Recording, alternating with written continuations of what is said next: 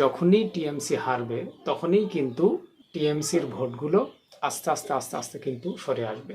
টিএমসির শুধু ভোট কেন, টিএমসির অনেক নেতারাও কিন্তু টিএমসি থেকে সরে আসবে। আর তখনই কিন্তু সবচেয়ে ফলদায়ক হবে, লাভদায়ক হবে আইএসএফের। কারণ বহু সংখ্যক ভোট, সেটা মুসলিম বলুন, হিন্দু বলুন, খ্রিস্টান বলুন, সাঁওতাল বলুন, দলিত, আদিবাসী, এরা কিন্তু আজকের বর্তমানে নওশাদ সিদ্দিকীকে অনেক পছন্দ করে। নওশাদ সিদ্দিকী যেভাবে মানুষের সামনে তুলে ধরেন, যেভাবে মানুষের পাশে দাঁড়ান, যেভাবে মানুষের সঙ্গে কথা বলেন, যেভাবে ভাঙড়ে কাজ তিনি দেখিয়েছেন, এদিক লক্ষ্য করে বলা যায় বর্তমানে পশ্চিমবাংলায় নওশাদ সিদ্দিকীর ধারে কাছে কোনো নেতা নেই। নওশাদ সিদ্দিকী সাহেব সম্পূর্ণ একজন লড়াকু নেতা, স্বচ্ছ নেতা, যার কাছে মানুষ আশা রাখতে পারে যে এই ব্যক্তিটা, এই যে একটা ইয়ং লিডার, এ কখনো ধোঁকা দেবে না।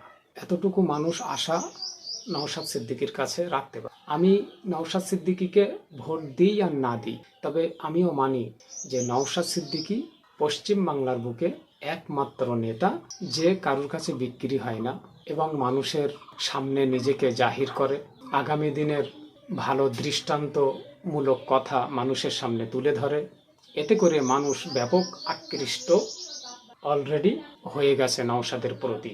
ফলে সমস্ত জাতি, ধর্ম, বর্ণ নির্বিশেষে নওশাদ সিদ্দিকীর দিকে বা আইএসএফ দলের দিকে আস্তে আস্তে কিন্তু মানুষ অগ্রসর হতে চলেছে।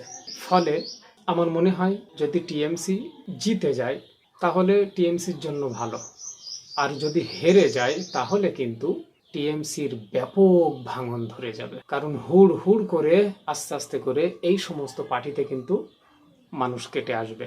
যাই বা হোক, আশা করব যে সরকারই আসুক না কেন এই পশ্চিম বাংলাকে পক্ষপাতিত্ব না করে সকলকে এক মনে করে পশ্চিম বাংলাটাকে চালাবে, এই কামনা, এই আস্থা সরকারের প্রতি আমাদের থাকবে। সাথে সাথে পশ্চিম বাংলার নাগরিক যারা, সমস্ত মানুষের কাছে আমার এই আহ্বান থাকবে যে আমরা নিজেদের ভিতরে একে অপরের হিংসা না করি, বিদ্বেষ না ছড়াই।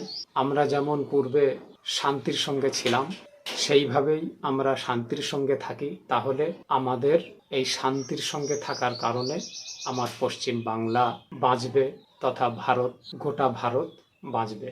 আর আমরা সকলেই চাই আমাদের ভারত এগিয়ে চলুক, আমাদের হিংসার কারণে না পিছিয়ে আসুক। এই কামনা আমাদের দিলে আছে, থাকবে।